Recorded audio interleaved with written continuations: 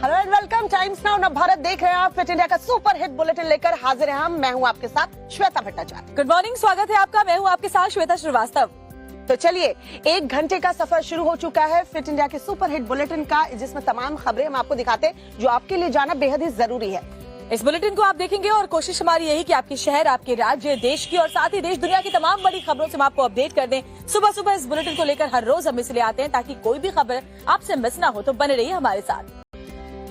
और एक बड़ी खबर आपको बताते हैं, लोकसभा उम्मीदवारों के नाम तय करने के लिए हुई बीजेपी की केंद्रीय चुनाव समिति की बैठक रात 3 बजे तक चली है। प्रधानमंत्री नरेंद्र मोदी की अध्यक्षता में हुई ये बैठक लगभग 4.5 घंटे तक मैराथन चलती रही। सीईसी की मीटिंग में बीजेपी के राष्ट्रीय अध्यक्ष जेपी नड्डा, केंद्रीय गृह मंत्री अमित शाह और रक्षा मंत्री राजनाथ सिंह भी मौजूद रहे। इस बैठक में आगामी लोकसभा चुनाव के लिए उम्मीदवारों के नाम पर मंथन किया गया है।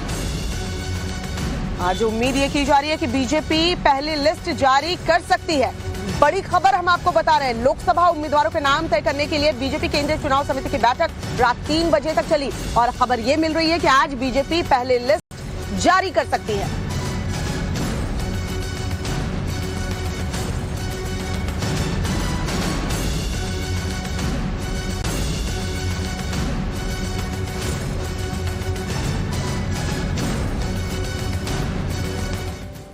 अगली खबर जम्मू कश्मीर के श्रीनगर से है, जहां बताया जा रहा है कि 2 मंजिला मकान में आग लग गई। आग लगने से हड़कंप मच गया। आग इतनी भयानक थी कि इसकी चपेट में आने से एक शख्स की मौत भी हो गई है। अभी वहां पर क्या हालात बने हुए हैं, देखिए रिपोर्ट में। दमकल की कई गाड़ियां मौके पर मौजूद हैं। आग से इलाका धधक रहा है। कई किलोमीटर दूर से ही धुआं नजर आ रहा है। तस्वीरें श्रीनगर के नवा कदल के जमालता इलाके की हैं, जहां 1-2 मंजिला मकान में आग लगने से हड़कंप मच गया। आग फर्स्ट फ्लोर पर लगी और तेजी से पूरे घर में फैल गई। आग लगते ही चीख पुकार मच गई। जिस वक्त यह हादसा हुआ उस वक्त घर में लोग मौजूद थे, जिन्हें स्थानीय लोग ने बाहर निकाला, लेकिन जब तक फायर फाइटर्स की टीम पहुंचती तब तक एक शख्स की जलने से मौत हो चुकी थी। मौके पर पहुंचे फायर फाइटर्स की 4 गाड़ियों ने कई घंटों की मशक्कत के बाद आग पर काबू पाया और मृत व्यक्ति के शव को बाहर निकाला। फिलहाल पुलिस घर में आग कैसे लगी इसकी जांच कर रही है।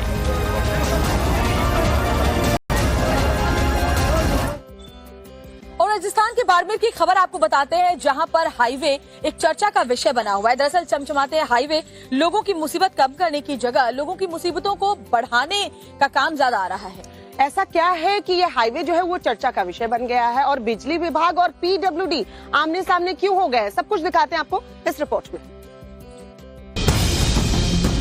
ये तस्वीर राजस्थान के बाड़मेर जैसलमेर को जोड़ने वाले नेशनल हाईवे 68 की है। अब आप सोच रहे होंगे कि इसमें खबर क्या है, तो चलिए पूरे मामले से पर्दा उठा देते हैं। इस तस्वीर को देखिए।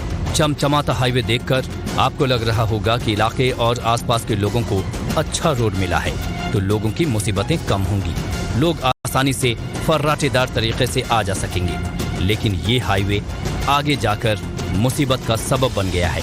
सड़क के बीचों बीच हाई टेंशन टावर दिखाई दे रहा है। ये वीडियो सोशल मीडिया पर तेजी से वायरल हो रहा है। हाई टेंशन टावर को हटाए बिना ही हाईवे का निर्माण कर दिया गया। हैरानी की बात यह है कि हाईवे निर्माण के बाद यहाँ से वाहनों का आना जाना भी शुरू हो चुका है। छोटे वाहन हाई टेंशन टावर के नीचे से गुजर रहे हैं। अगर यहाँ से बस और ट्रक जैसे हैवी वाहन गुजरते हैं तो बड़ा हादसा हो सकता है। हालांकि पीडब्ल्यूडी विभाग का कहना है कि टावर हटाकर ही हाईवे खोला जाएगा। अब इसे डैमेज कंट्रोल से ज्यादा कुछ नहीं कह सकते। रोड को उस जगह से एक्चुअली रोड दिया ब्लॉक कर दिया ताकि साइड से आने जाने का काफी निकल जाए। उस जगह अपन ने सेफ्टी मेजर कर लिए। कल तक तो फिर नहीं था, वो आज कर दिया, पहले भी किया था एक्चुअली, पर वो बता रहे शायद वहाँ किसी ने हटा दिया। आज वापस से उसको करके पूरा बैरिकेडिंग करके इसको दिया। पहले ध्यान दिया था, पहले की जाती है नहीं शिफ्टिंग भी पहले एक्चुअली डिस्कॉम के वहाँ से अप्रूवल आएगी, बड़ी लाइन, इसलिए इसका मतलब शटडाउन मिलेगा, पैसा जमा होगा, उसके बाद ही अपन को ऊपर में चलेगा। इससे पूरी सप्लाई डिस्टर्ब होती है। सवाल एक ही है कि आखिर इतनी बड़ी लापरवाही कैसे हुई, कौन कौन इसके लिए जिम्मेदार है और ऐसे लापरवाह लोगों पर एक्शन कब होगा। बिल गेट्स को कौन नहीं जानता और श्वेता कौन उनसे मिलना नहीं चाहेगा, लेकिन देखिए इस बार अपने भारत के दौरे पर उन्होंने एक ऐसे शख्स से मुलाकात की है जो चर्चा का विषय बने हुए हैं। बिल गेट्स भारत के दौरे पर है। इस दौरान उन्होंने एक अनोखे चाय वाले से मुलाकात की है और ये इतना दिलचस्प वीडियो है जो सोशल मीडिया पर खूब वायरल हो रहा है। आप भी देखिए। One chai, please. वीडियो में दिख रहा शख्स चाय वाला है, जिसकी चर्चा आज दुनिया भर के कोने कोने में हो रही है। जी हाँ, नागपुर पहुंची बड़ी बड़ी हस्तियां इनसे मिलती हैं। कोई इनका ऑटोग्राफ लेता है।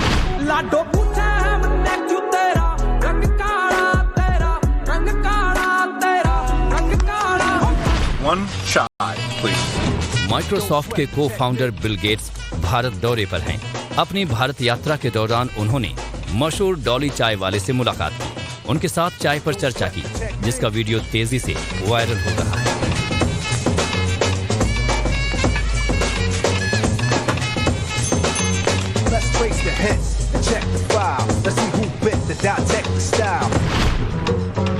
अब हर कोई डॉली चाय वाले और बिल गेट्स के बारे में बात कर रहा है। इस वीडियो में डॉली चाय वाला बिल गेट्स के लिए चाय बना रहा है और बिल गेट्स पटरी पर चाय का स्वाद लेते हुए दिख रहे हैं। वीडियो में बिल गेट्स ने भारत की इनोवेशन संस्कृति की तारीफ की है और कहा है कि भारत में आप हर जगह इनोवेशन देखेंगे, यहाँ तक कि एक साधारण चाय की तैयारी में भी। तो उधर दुनिया के अमीर व्यक्तियों में से एक बिल गेट्स को चाय पिलाने वाले डॉली ने इस मुलाकात के लिए क्या कुछ कहा, सुनिए। जो मेरे को बुलाए थे वहाँ पे, मेरे को ये भी नहीं पता था कि फॉरेन कंट्री के कुछ लोग आ रहे हैं वहाँ पे। मेरे को बिल्कुल ही नहीं पता था कि जो मेरे को मिले वो इतने बड़े आदमी है करके। मेरे को बिल्कुल नॉलेज नहीं था। अच्छा, कैसा एक्सपीरियंस था? हाँ, जबलपुर का एक्सपीरियंस मेरा अच्छा गया, बड़ा मज़ा आया वहाँ पे। हैदराबाद का मेरे को बहुत मज़ा आया हैदराबाद में। अच्छा, कब हुआ था ये शूट? 3 दिन पहले। अच्छा, और उस समय क्या बता के आप नागपुर से गए थे? मैं वहाँ पे मेरे को बुलाए थे, उनकी टीम थी एक, और टीम ने मेरे को बुलाए थे और मेरे को बोले डॉली आपका कुछ वहाँ पे जो चाय का है वहाँ पे आपको दिखाना पड़ेगा। बोले तो ठीक है, बोला मैं आता हूँ। बोला Dolly from Nagpur and she is coming here for the most viral Chai Ki Charcha. अब डॉली पीएम मोदी को चाय पिलाने की इच्छा जाहिर कर चुके हैं। उन्हें social media influencer award most viral चाय वाले के लिए सम्मानित भी किया जा चुका है। और खबर अब कानपुर से आपको बताते हैं, जहां एक प्लॉट से नरकंकाल मिलने की खबर जैसे ही लोगों को मिली, सनसनी मच गई। अब पूरे प्लॉट के इलाके को पुलिस ने घेर लिया है और साथ ही जांच तेज कर दी है। कहां से आए ये नरकंकाल, पूरा मामला क्या है, पुलिस का इस पूरे मामले में कहना क्या है, स्थानीय लोग क्या कुछ कह रहे हैं, सब कुछ आपको दिखाते हैं इस रिपोर्ट में। उत्तर प्रदेश के कानपुर से एक हैरान करने वाली खबर सामने आई है। यहाँ एक खाली पड़े प्लॉट से नरकंकाल मिलने से दहशत फैल गई। नरकंकाल के मिलने की सूचना स्थानीय लोगों ने पुलिस को दी। देखते ही देखते ये खबर इलाके में आग की तरह फैलती चली गई। देखने वालों का हुजूम उमड़ पड़ा।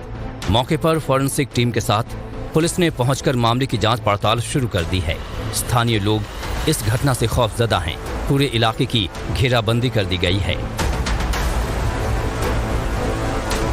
थाना बर्रा में दामोदर नगर में एक खाली प्लॉट में कुछ नरकंकाल के अवशेष मिले हैं। यहाँ स्थानीय लोगों से बात करने पर पता चला है कि ये पहले यहाँ पर नहीं था। ऐसा लग रहा है कि यहाँ पर कोई फेंक कर इसे गया है। जल्द ही इस घटना का अनावरण स्थानीय पुलिस के द्वारा किया गया। फॉरेंसिक टीम के मुताबिक सभी कंकाल 10 से 15 साल पुराने हैं। फिलहाल पुलिस इस मामले की जांच कर रही है। फॉरेंसिक एक्सपर्ट्स के द्वारा जो है स्केलेटन्स को एग्जामिन किया गया, जिसमें डिफरेंट बॉडी पार्ट्स के 4 स्केलेटन जो है बरामद हुए हैं। ये सभी जो फॉरेंसिक एक्सपर्ट्स हैं उनके अनुसार लगभग 10 से 15 साल पुराने हैं और संभवतः ऐसा लग रहा है कि ये कहीं से ला करके वहाँ पर डंप किए गए हैं। फिलहाल सभी जो है बॉडी पार्ट्स को फॉरेंसिक की टीम ने अपने कब्जे में ले लिया है और उनकी डेटिंग और एग्जामिनेशन के लिए उनको लेबोरेटरी भेजा जा रहा है। सवाल है कि आखिर अचानक से नरकंकाल प्लॉट में कैसे आ गए। बिना खुदाई के जमीन के ऊपरी हिस्से में पड़े कंकाल कई सवाल खड़े कर रहे हैं।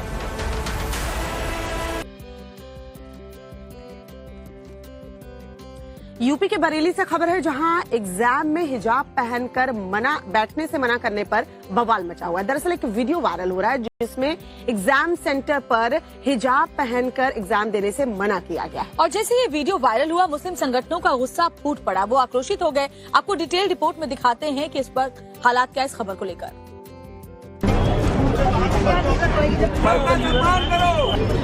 यूपी के बरेली में हिजाब को लेकर हंगामा देखने को मिला है। दरअसल उत्तर प्रदेश के बरेली में एक वीडियो इन दिनों सोशल मीडिया पर खूब वायरल हो रहा है।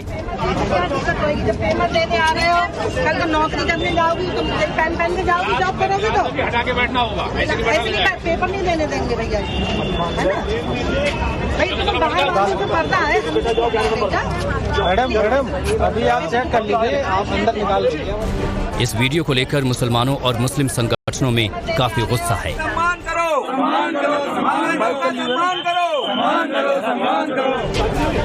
वीडियो में शिक्षिका छात्रा से कहती नजर आ रही हैं कि पहले हिजाब उतारो, फिर परीक्षा केंद्र में दाखिल होने दिया जाएगा। वहीं इस वायरल वीडियो पर मुस्लिम धर्मगुरुओं और मुस्लिम संगठनों का आरोप है कि बच्चियों का हिजाब खींचा गया। कुछ दिन पहले एक वीडियो वायरल हुई है, कुछ बच्चियों का जो है हिजाब खींचा गया है। एक तो समझा देना अलग होता है, खींचना अलग होता है। और सरेआम इस तरीके से बेइज्जत करना लड़कियों को, क्या हिंदुस्तान ये सिखाता है उस शिक्षिका को कि लड़कियों के साथ इस तरीके से सलूक करना चाहिए? क्या बोर्ड का आदेश था उसमें? क्या बोर्ड ने ये कहा था कि आप अपना लिबास बदल के आएंगे, कि आप अपना सर ढक के नहीं आएंगी? अगर आपको कोई चेक इन करना है, कोई भी बात है, केबिन बना लें आप। उस केबिन में मैंने देखा एयरपोर्ट पे जाए, कोई भी जाए एयरपोर्ट पे जाए, लेडीज के लिए अलग केबिन होता है, उसकी जांच होती है, उसका जो भी होता है वो अंदर होता है, लेडीज करती है। वहाँ मैंने देखा है, उस वीडियो मैंने खुद देखा है, उसमें लड़के भी खड़े हैं, आम पुलिस वाले भी खड़े हैं, उनके सामने दुपट्टे को खींचा जाए। मुस्लिम समुदाय के लोगों ने जिला कलेक्ट्रेट पहुंचकर राष्ट्रपति के नाम एक ज्ञापन सौंपकर टीचर के खिलाफ सख्त कार्रवाई करने की मांग की है। डिमांड ये है कि उस शिक्षिका के खिलाफ जो है कार्रवाई होना चाहिए कि जिसने मर्यादा को तार-तार किया। क्या अगर उस जगह उसकी बेटी होती, उस शिक्षिका की, क्या वो शिक्षिका इसी तरीके से दुपट्टा खींच लेती? घटना के बाद परीक्षा केंद्र पर कई मुस्लिम छात्राओं के माता पिता ने हंगामा किया। मामला सामने आने पर शिक्षा विभाग का कहना है कि टीचर ने नियमों का ही पालन किया है।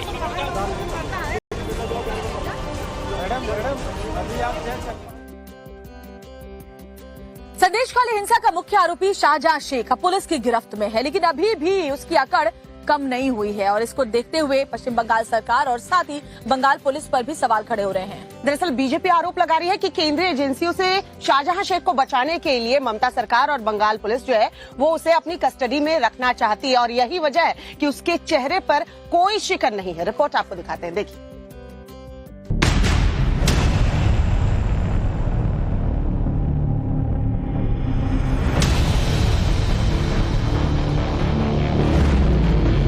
संदेश खाली हिंसा का गुनहगार, महिलाओं की उत्पीड़न का आरोपी, दीदी का दुलारा शाहजहां शेख आखिरकार 55 दिन बाद बंगाल पुलिस की गिरफ्त में है।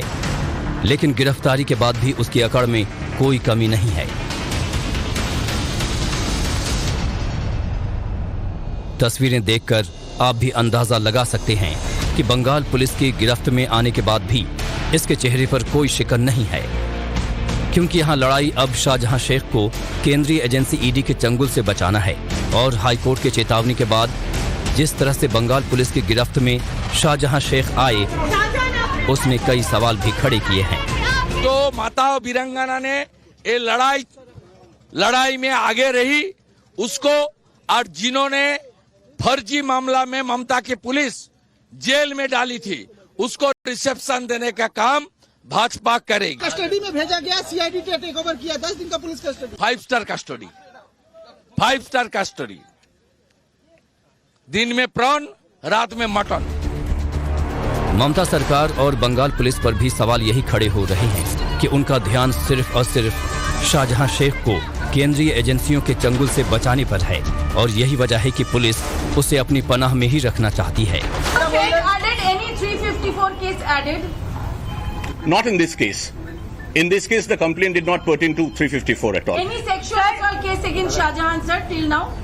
There have been many cases. I don't remember exact nitty-gritties of all the cases. There have been many cases after 7th, 8th or 9th February. What are you But like I said, let me reiterate, all those cases which have been registered since 8th or 9th February, they pertain to incidents which had taken place 2 or 3 years back.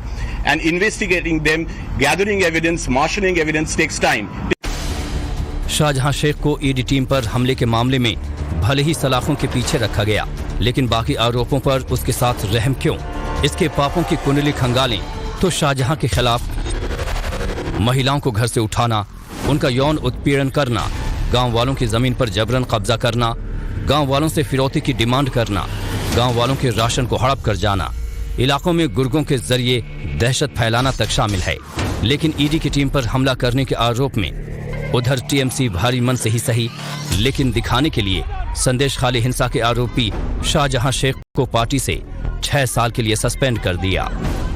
All India Trinamool Congress have decided to suspend Sheikh Shah Jahan from the party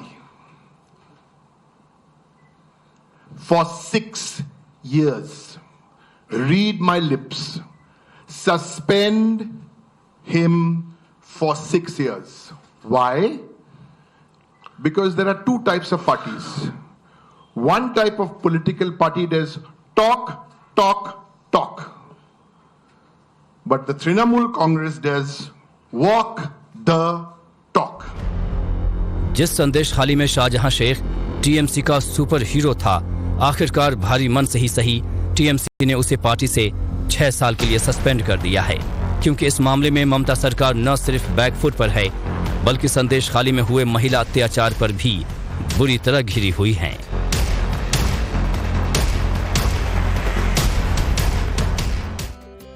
और बड़ी खबर इस वक्त प्रधानमंत्री नरेंद्र मोदी के दौरे से जुड़ी हुई सामने आ रही है। प्रधानमंत्री नरेंद्र मोदी आज और कल बताया जा रहा है झारखंड, बिहार और पश्चिम बंगाल के दौरे पर जो है रहने वाले हैं। प्रधानमंत्री मोदी इन राज्यों में हजारों करोड़ रुपए की कई विकास परियोजनाओं का उद्घाटन और शिलान्यास करेंगे। तो प्रधानमंत्री मोदी आज सुबह 11 बजे झारखंड के धनबाद पहुंचेंगे। ये बड़ी खबर आपको बता रहे हैं, जहां वो सिंदरी के एक सार्वजनिक कार्यक्रम में हिस्सा लेंगे। झारखंड में पीएम 35,700 करोड़ रुपए की कई विकास परियोजनाओं की सौगात भी देने वाले हैं। उसके बाद दोपहर बाद करीब 3 बजे पश्चिम बंगाल पहुंचेंगे। पश्चिम बंगाल पहुंचकर हुगली के आरामबाग में 7,200 करोड़ रुपए से ज्यादा की परियोजनाओं की लोकार्पण और आधारशिला जो है वो करने वाले हैं। आपको बता दें कि प्रधानमंत्री नरेंद्र मोदी जो है विपक्ष के गढ़ में हुंकार भरने वाले हैं। झारखंड और बंगाल दौरे पर प्रधानमंत्री नरेंद्र मोदी जो है वो रहने वाले हैं। तो आज और कल प्रधानमंत्री मोदी झारखंड, पश्चिम बंगाल और बिहार के दौरे पर रहेंगे। पीएम मोदी इन राज्यों को हजारों करोड़ रुपए की कई विकास परियोजनाओं की सौगात देने वाले हैं। झारखंड में प्रधानमंत्री नरेंद्र मोदी बताया जा रहा है 35,700 करोड़ रुपए की कई विकास परियोजनाओं का उद्घाटन और लोकार्पण और शिलान्यास करेंगे। दोपहर करीब 3 बजे पीएम मोदी पश्चिम बंगाल के हुगली भी पहुंचेंगे और वहां पर भी 7,200 करोड़ रुपए से ज्यादा की परियोजनाओं का लोकार्पण और शिलान्यास करने वाले हैं। और चलिए चुनावी माहौल में देश की इकोनॉमी को लेकर मोदी सरकार के लिए जो गुड न्यूज आई है उसकी जानकारी आपको दे देते हैं, क्योंकि देश का जीडीपी ग्रोथ तीसरी तिमाही के आंकड़े में डबल हो गया है। जी हाँ, डबल हुई है। जीडीपी ग्रोथ से न सिर्फ देश की इकोनॉमी की बढ़ोतरी हुई है, बल्कि मोदी सरकार के प्रयासों और देश की अर्थव्यवस्था के साथ विकास योजनाओं को आगे बढ़ने की क्षमता जो है वो भी मिली है, हिम्मत भी बढ़ी है। रिपोर्ट आपको दिखाते हैं, देखिए। देश में चुनावी माहौल तैयार है। इस बीच इकोनॉमी सेक्टर से आई खबर ने मोदी सरकार को गदगद कर दिया है। चुनाव से पहले देश की इकोनॉमी के मोर्चे पर मोदी सरकार ने बड़ी जीत हासिल की है। सरकार के प्रयासों के चलते देश में आर्थिक विकास की दर बढ़ी है। आसान भाषा में कहें तो देश की जीडीपी ग्रोथ डबल हो गई है। इकोनॉमी के मोर्चे पर जो सरकारी आंकड़े सामने आए हैं उसके मुताबिक तीसरी तिमाही में भारत का सकल घरेलू उत्पाद यानी जीडीपी ग्रोथ 8.4% हुई है, जो पिछले वित्त वर्ष समान तिमाही में ये 4.3% थी। यानी आंकड़ों की माने तो जीडीपी में डबल ग्रोथ हुई है। इसके अलावा ग्रोस वैल्यू एडेड यानी जीवीए के मोर्चे पर भी सरकार को अच्छी खबर मिली है। सालाना आधार पर जीवीए 4.8% से बढ़कर 6.5% हो गई है। आर्थिक मोर्चे पर मिली बड़ी कामयाबी पर पीएम मोदी ने भी सोशल मीडिया एक्स पर पोस्ट शेयर कर खुशी जाहिर करते हुए लिखा कि 2023-2024 की तीसरी तिमाही में 8.4% की मजबूत जीडीपी वृद्धि भारतीय अर्थव्यवस्था की ताकत और इसकी क्षमता को दर्शाता है। हमारे प्रयास तेज आर्थिक विकास लाने के लिए जारी रहेंगे, जिससे 140 करोड़ भारतीयों को बेहतर जीवन जीने और एक विकसित भारत बनाने में मदद मिलेगी। किसी भी देश की इकोनॉमी में जीडीपी का डबल ग्रोथ होना उस देश में तेजी से हो रहे विकास को दर्शाता है और भारतीय इकोनॉमी ने जो बढ़त हासिल की है उसने दुनिया को भी चौंका दिया है। यूपी में जल्द ही मंत्रिमंडल विस्तार जो है वो हो सकता है। अगले 4 से 5 दिन में ये मंत्रिमंडल विस्तार संभव है। आरएलडी के 2 विधायक मंत्रिमंडल में शामिल हो सकते हैं।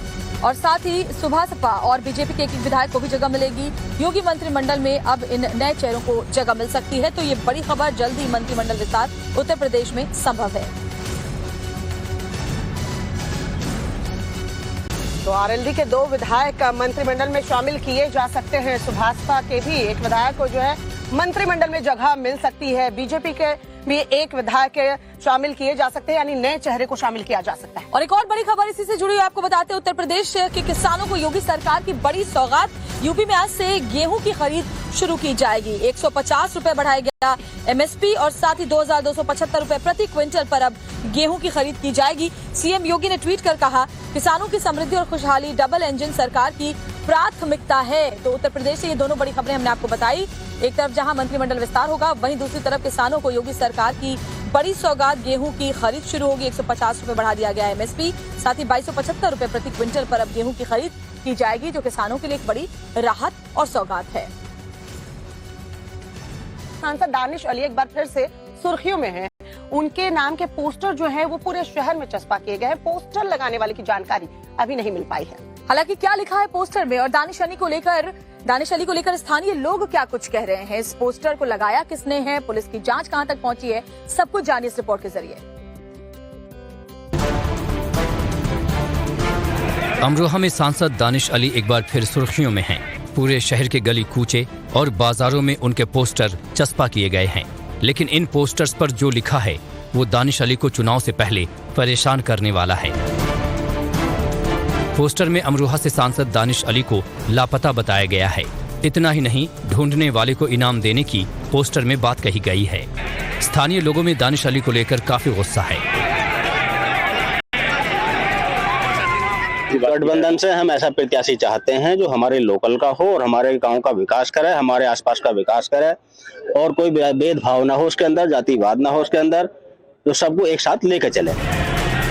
इससे पहले राहुल की भारत जोड़ो न्याय यात्रा जब अमरोहा से गुजरी थी, तब गाड़ी पर राहुल के साथ दानिश अली भी नजर आए थे। हालांकि इस दौरान भी दानिश अली के विरोध में पोस्टर दिखाए गए थे, नारेबाजी की गई थी। ऐसे में कयास लगाए जा रहे हैं कि दानिश अली अमरोहा से कांग्रेस और सपा के उम्मीदवार हो सकते हैं।